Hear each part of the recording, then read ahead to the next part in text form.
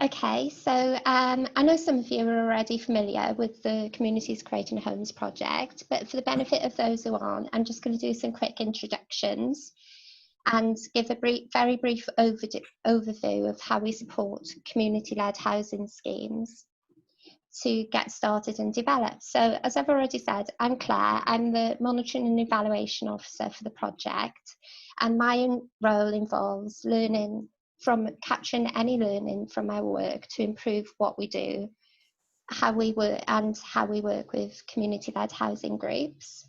I'm joined today by other members of the team. So we've got Casey, who's a community-led housing advisor. So I'm relying on her to help me out with any questions later as well.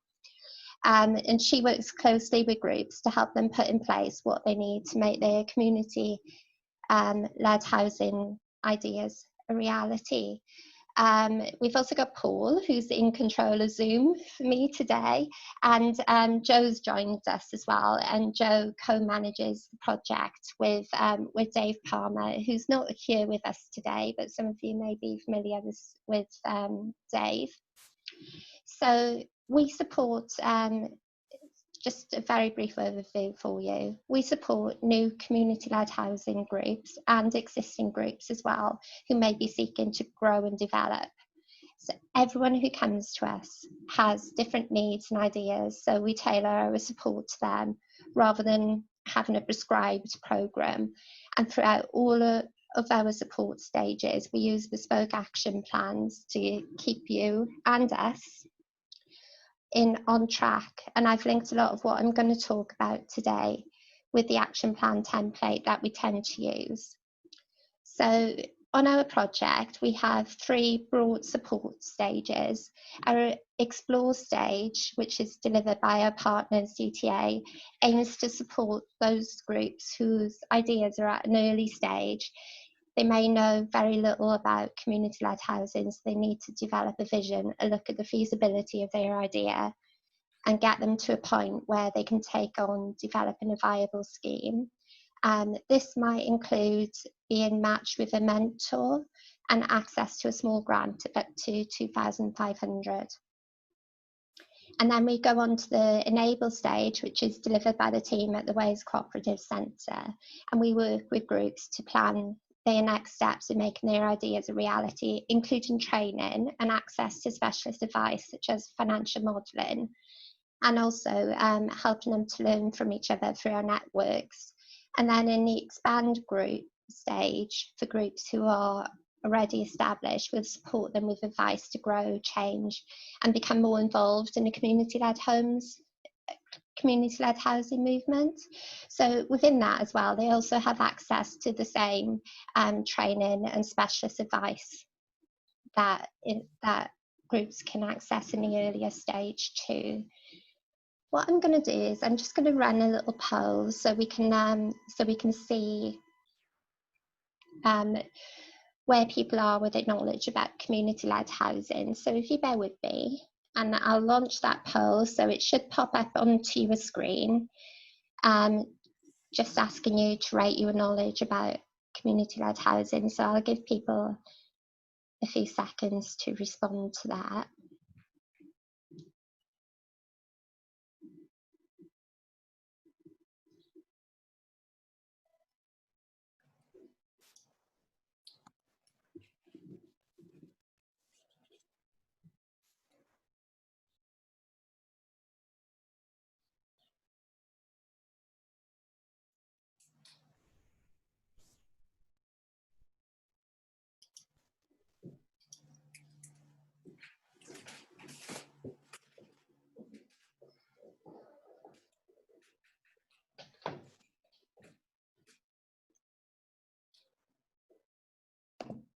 Okay, so if I share the results, there you go. So we can see that we've got quite a few people here with a good knowledge of community-led housing, which is great. And then we've got a couple with little basic knowledge. So that should help later when we do break into some discussion. So yeah, that's great. Thank you. So on to why we're here today.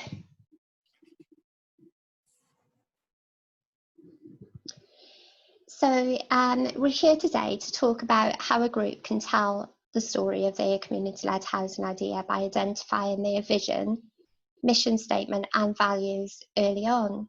So this doesn't mean setting them in stone. It's inevitable as groups get started on the journey, or even if they're an already established group and the journey's just about change or development, that their vision might change, but it can be helpful to have something that they return to if they start to veer off track from their original goal, even if they have to adjust and refine that later on. So our project supports groups to do this, and we use our action plan as a tool to help groups focus, as well as covering it in training if needed. So for us, when we talk about vision, it's about answering those why, how, and what questions that will be asked of any group that wants to develop a scheme, and acknowledging that every group's answer will be different. So central to this is, why has a group come together? What motivates them? And what do they believe in? How did they come together? What's the journey that led to the why? And finally, what do they want to achieve? Encircling the initial inspiration that is central to their vision, the actions that brought them together, and the results setting them on the path, in this case, to working as a group to develop community-led housing. So we developed our bespoke action plan to include asking groups we work with about their vision, so that we can share the story of their community-led housing idea. Even when they're already established, it can be helpful for them to go back to the beginning and understand their overall vision, and perhaps what's changed as they've gone along. Having this can help to make sure everyone in the group has bought into the same idea. It can help to attract people to the group as members and find supporters. It can also be used to communicate what they're about to funders or potential development partners. It can be an integral part to a business plan and funding applications, for example. And one of the things we do when we offer training is workshops around developing a business plan and so on, and the vision is an integral part of that. And as I already mentioned, having a vision can help to keep groups focused on their goals. So we can see why it's important, but what is it? Broadly, when we ask groups what their vision is, we're asking about the big picture in a concise way. Can they say what the dream is that they want to achieve? For example, if they're a group that's come together because they're living in an area that's become run down, housing is expensive and of a poor standard, no one talks to one another, and there's no sense of community.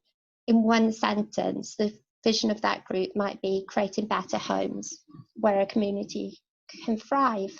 Who wouldn't want to know more about that? And then when there's a vision, a mission statement can be used to say how they're going to go about achieving that vision, fleshing it out in a concise, to the point way that others can relate to. So, for example, going back to our rundown, expensive but poor quality housing, the mission statement could be to create affordable housing for local people and future generations. But then it's one thing to be listening to me talking about this, but what does it sound like in reality?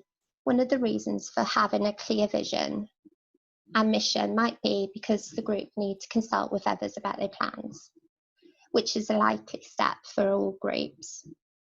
When I was preparing for today and got to thinking about some real life examples, I found a clip from a group that's been supported by locality, an English group, the Atmos Totnes scheme in Devon, which clearly illustrates how having a clear vision can inspire and excite others to get involved and support a group's plans. So I'm going to play this short clip and keep my fingers crossed that it works. And And hopefully from that, you'll be able to identify a possible vision, mission, and the values that are driving their plans. It's less than 3.5 minutes, but I think it's really worth watching it all, and we've got the time to do that today, because it really does get to the point of what we're talking about. And generally, it got me excited about what community-led housing can achieve. So bear with me and I'll try and play that for you, and you get to not listen to me for 3.5 minutes as well, so bear with me.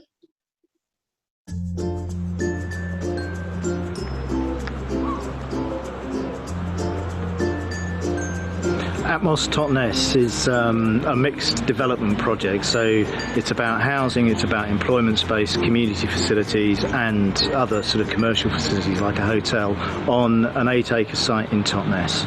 Today's been a really good day for Totnes and anybody interested in community-led housing and community-led development more generally.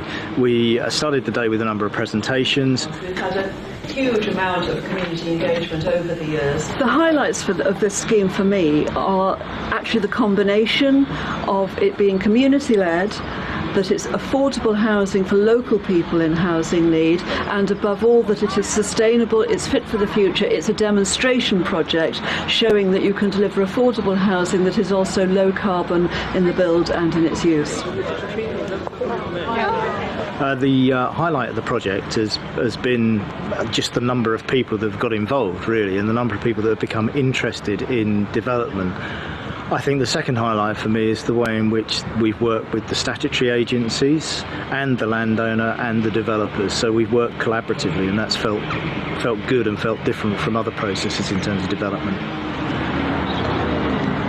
It's always been a big site, but in terms of the scale and involvement from the local community, that was extraordinary, because as the process opened up, the consultation process opened up, the amount of people that we saw coming through the hub, the consultation hub, was extraordinary to see how many people were excited about what they could do when they actually had a choice in how it'd be developed before seeing any particular designs.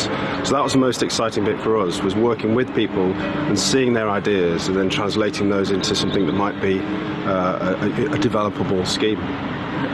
I would say that community right to build orders are an excellent mechanism to engage the community in the design process right from the beginning, in the way that conventional development only ever seeks to pass through that consultation phase without really truly engaging the community in the design.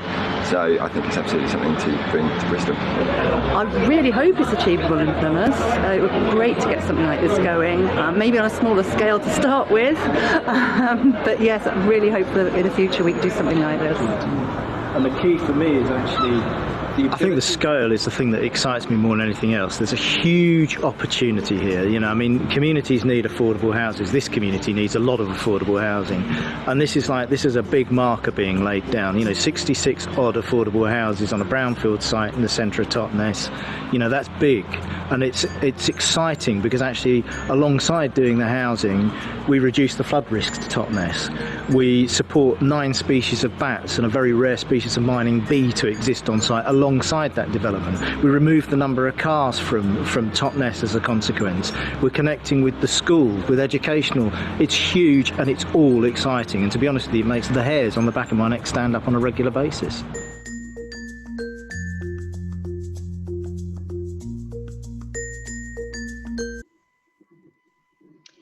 Okay, so what about Atmos Totnes? I think from that short clip, other people may have picked up different things to me, but I really felt what strongly came across was a vision to redevelop a derelict site for the community, along with a mission to develop affordable housing for local people who need it. But we also get to hear more detail. There's quite a big objective in there to create 66 affordable homes on a brownfield site, and also about the values that are driving their plans for development. So they talk about sustainability, being affordable, low carbon, less cars, more wildlife, being inclusive, and the cooperation between different parties who have an interest in that site, and of course being community led. So I'm going to give people an opportunity now to break into some discussion groups. So I'm looking at the number of people on the call, and Paul's going to help me break people into discussion groups.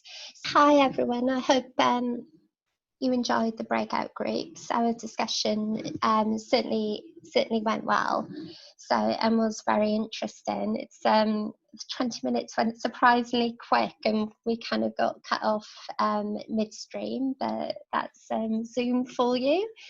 So I just wanted to open this up really to any questions and so on. So I don't know if anything's come up in the chat while we've been discussing anything. So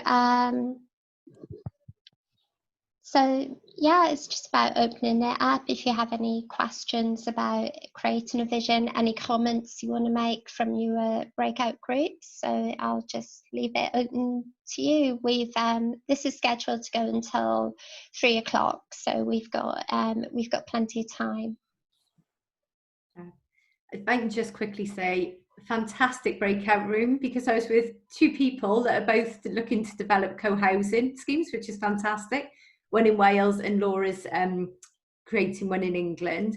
But I didn't realise, sorry Laura, I can't remember the name of the solicitors you work for, but Laura's done a lot of work with community-led housing. And when we were just talking about the importance of having your vision and getting that right at the start, and I said, you know, unfortunately we've had to work with a lot of groups where they get so sucked into I need this particular legal structure that they forget about the vision and why they're setting out to do and what they want to achieve. And Laura said that she's come across the same a lot, where groups are kind of focused around the legal structure and not around what they want to do, and kind of came up, you know, with some good examples actually of where having a vision in session kind of really help them to understand individual agendas within the group as well, and to kind of get that sorted right at the beginning before you even think about moving into what legal structure fits you. So yeah, it was a fantastic conversation. Louise? Can I ask Laura then, where is the co-housing project in Wales? So Laura's added to the chat that it's in Cumbria. Yeah. Okay. My mic isn't very good, so I'm a bit crackly. I'll use the chat rather than speaking, if that's okay. Yeah, no problem. So it's in Cumbria. They don't have a web presence yet. So where is David's then?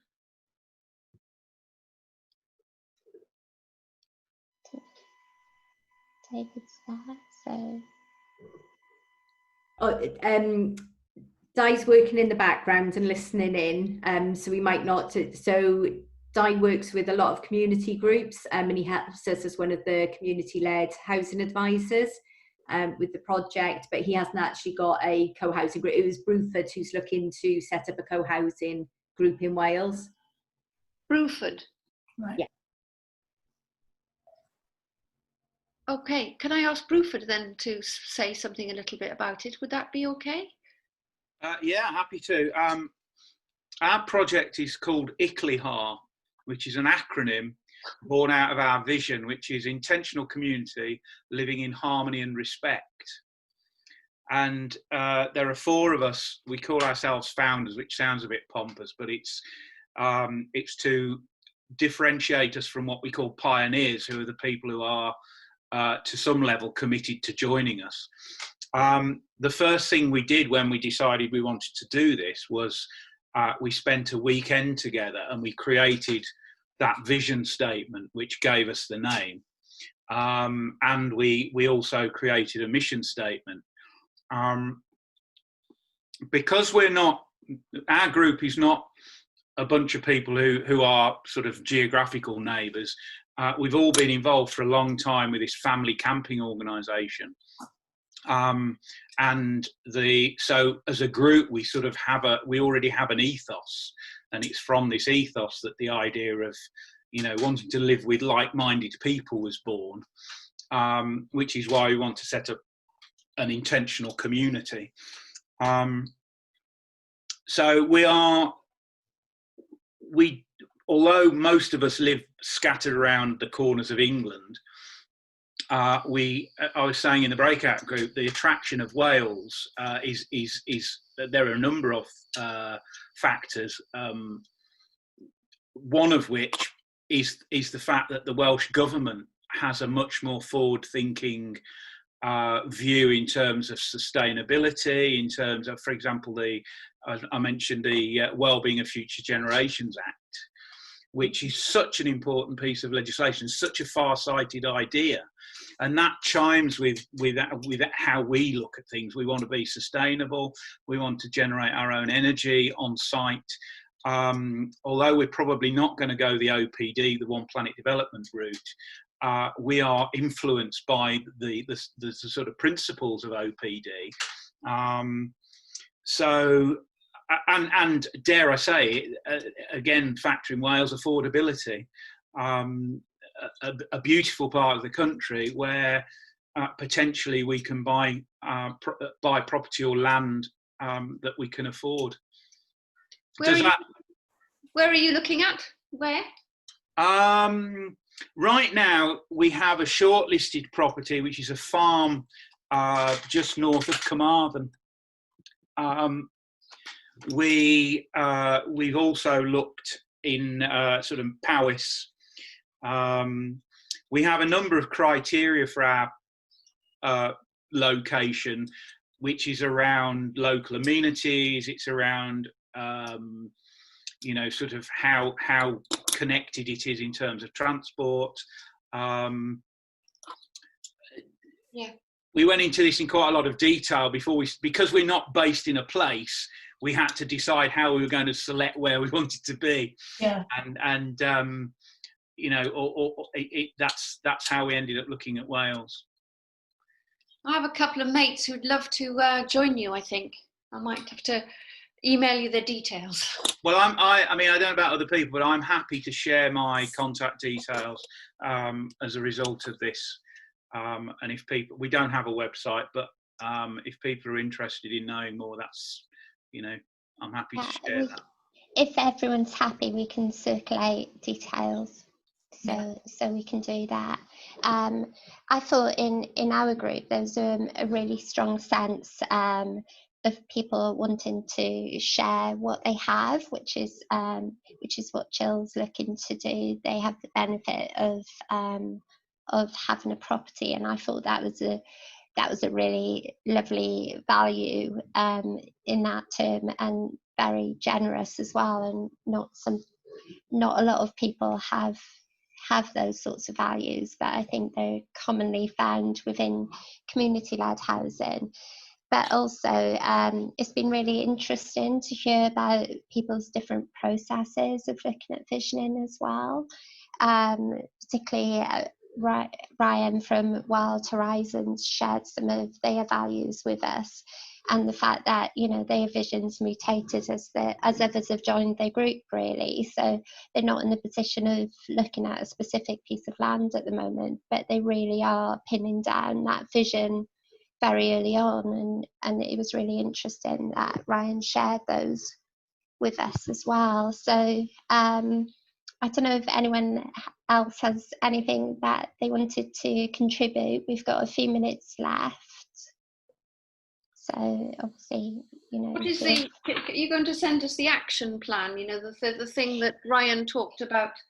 Yeah, I can circulate our action plan document that we use out as well. I'm just going to move my slides on because that shows sort of some of the things coming up. So what we'll do is as a result of today as well. So we'll send out the action plan document, and there's a really good visioning values document that Paul's created as well. So Paul, who's been looking after Zoom for us today, also does a lot of our sort of bespoke training with groups, and he's got a really good values fact sheet, so which can help groups if they are at that stage of pinning down what their values are. So we'll send that out to you all as well, which could be a good exercise if you've got your group around you and you wanted to take some time and go through that. I just wanted to touch on as well that next week, actually, there's a monthly network meeting is happening. So people may have already seen that. We've certainly tweeted it out, and a newsletter's gone out about that as well. And we are planning 2 more webinars on the different models of community-led housing, and we're also looking at legal models as well. So we've got those coming up, and everyone who's attended today, we're going to send out some details for you to book a one-to-one session. So if you wanted to talk about your idea in more detail, we can do that. So so we're going to book that out. But yeah, so that's our session on visioning. So Casey's just added into the chat box that our network is going to be about the Wellbeing and Generations Act, Future Generations Act. So which is what Bruford has touched on as well, and creating sustainable communities. And I think those are values that have come out today as well. So I hope everyone's enjoyed. Thank you. Thank you very much.